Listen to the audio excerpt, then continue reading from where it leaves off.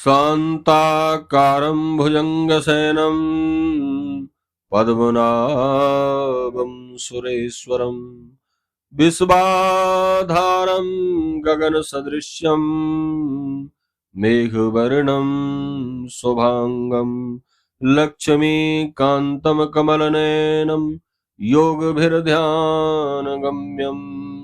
वन्दे विष्णु भवभयहरं सर्वलोकैकनाथम। नमस्कार, स्वागत है आप सभी का हमारे YouTube चैनल में। आज के इस वीडियो में आप श्रवण करेंगे आषाढ़ मास के कृष्ण पक्ष की योगिनी एकादशी व्रत की कथा। जो लोग आज वैष्णव एकादशी का व्रत कर रहे हैं वह कल प्रातः काल एकादशी व्रत का पारण सुबह 5:30 से 8:20 के मध्य में कर सकते हैं। योगिनी एकादशी के व्रत में भगवान लक्ष्मी नारायण की पूजा करनी चाहिए और फलाहार में थोड़ी सी मिश्री का प्रयोग अवश्य करें। भगवान को भोग लगाकर थोड़ी सी मिश्री आप भी ग्रहण कर लें। आइए श्रवण करते हैं योगिनी एकादशी व्रत कथा।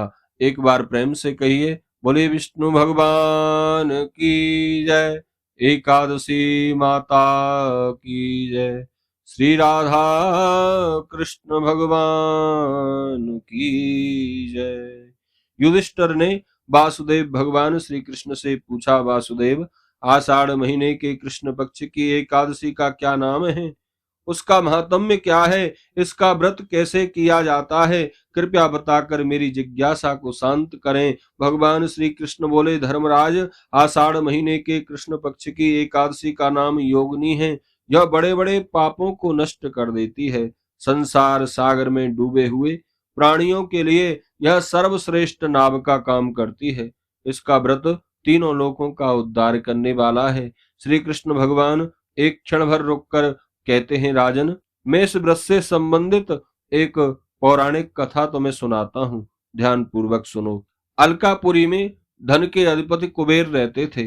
वे भगवान शिव की भक्ति में अलमस्त रहते थे। एक यक्ष उनका सेवक था, उसका नाम था हेममाली। वह पूजा के लिए उनके लिए फूल लाकर दिया करता था। उस यक्ष की पत्नी का नाम था विशालाक्षी। विशालाक्षी अत्यंत सुंदर स्त्री थी। यक्ष सदा कामातुर रहता था। एक दिन कुबेर महाराज के लिए वह पूजा के लिए फूल लेने के लिए गया, लेकिन अपने घर पर ही रुक गया और अपनी पत्नी के साथ रमण करने में व्यस्त हो गया, मग्न हो गया। उसे ध्यान ही नहीं रहा कि मुझे कुबेर महाराज के लिए पूजा के लिए फूल पहुंचाने हैं। इधर कुबेर महाराज भगवान शिव के मंदिर में बैठकर भगवान शिव का अर्चन कर रहे हैं, फूलों का इंतजार कर रहे हैं। दोपहर का समय हो गया, पूजा का समय निकल गया, प्रतीक्षा का अब अंत हो गया। कुबेर महाराज के क्रोध का ठिकाना नहीं रहा। उन्होंने सेवकों को बुलाकर कहा, बोले, देखो, हेममाली अब तक फूल लेकर क्यों नहीं आया है? सेवक बोले, महाराज, वह फूल लेने नहीं गया, वह तो अपने घर में बैठा है। अब तो कुबेर महाराज के क्रोध की अग्नि पर मानो घी पड़ गया। उन्होंने सेवकों को भेजा, बोले, जाओ, जाकर हेममाली को पकड़कर लाओ। जब सेवक हेममाली के पास पहुंचे तब उसे याद आया, अरे राम राम राम, ये मुझसे कैसा अपराध हो गया, कैसा अनर्थ हो गया। मुझे तो महाराज कुबेर के लिए शिव पूजन के लिए फूल पहुंचाने थे, लेकिन मैं तो सब कुछ भूल गया। इस काम क्रीड़ा में इतना मस्त हो गया। उसे अपनी गलती का एहसास हुआ। वह कांपता हुआ कुबेर महाराज के सामने जाकर खड़ा हो गया। उसे देखते ही महाराज कुबेर की आंखें क्रोध से लाल हो गईं। उन्होंने कहा, अरे पापी, दुष्ट दुराचारी, तूने भगवान शिव की अवज्ञा की है, अतः मैं तुझे श्राप देता हूं, तू कोढ़ी हो जा, अपनी प्रेयसी पत्नी से बिछुड़ जा, यही मेरा श्राप है, यहाँ से कहीं दूर चला जा। कुबेर महाराज के यह कहते ही वह उस स्थान से नीचे गिर गया। उस समय उसे बड़ा कष्ट हो रहा था।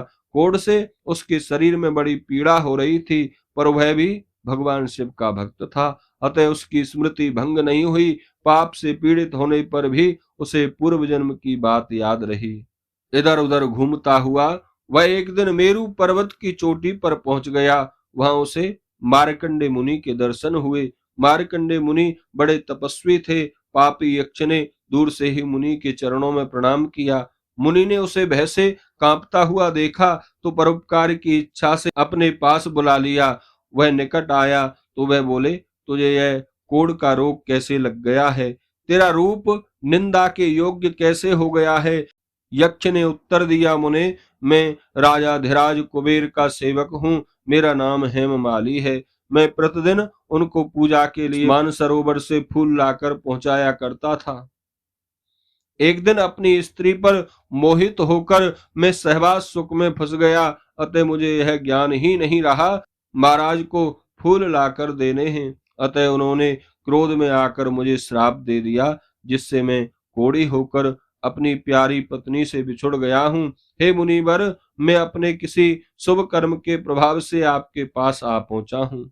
मैंने सुना है संत महात्मा बड़े परोपकारी होते हैं, अतः मुझ अधम पापी को उपदेश देकर कृतार्थ कीजिए कि मुझे क्या करना चाहिए। मार्कंडे जी ने दया से द्रवित होकर कहा, तुमने मुझे सारी बात सच सच बता दी है, झूठ बोलकर अपना अपराध छिपाने का प्रयत्न नहीं किया है। अतः मैं तुम्हें एक ऐसा व्रत बताता हूँ जिससे तुम्हारा कल्याण हो जाएगा। तुम आषाढ़ महीने के कृष्ण पक्ष की एकादशी का व्रत करो, जिसे योगिनी एकादशी कहते हैं। इस व्रत के पुण्य के प्रभाव से तुम निश्चय ही अपने कोढ़ से छुटकारा पालोगे। ऋषि के इन वचनों को सुनकर हेममाली ने उनके चरणों में दंडवत प्रणाम किया। मुनि ने उसे उठाया तो वह बड़ा प्रसन्न हुआ।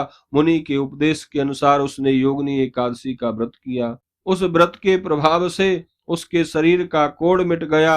अब वह पूरी तरह स्वस्थ हो गया और सुखी भी। श्री कृष्ण भगवान ने युधिष्ठिर से कहा, ए नृपश्रेष्ठ, योगिनी एकादशी का यह व्रत बड़ा ही प्रभावशाली है। इसे करने से वैसा ही फल प्राप्त हो जाता है जैसा 88,000 ब्राह्मणों को भोजन कराने से होता है। यह एकादशी बड़े बड़े पापों का अंत करके बड़ा ही पुण्य फल प्रदान करती है।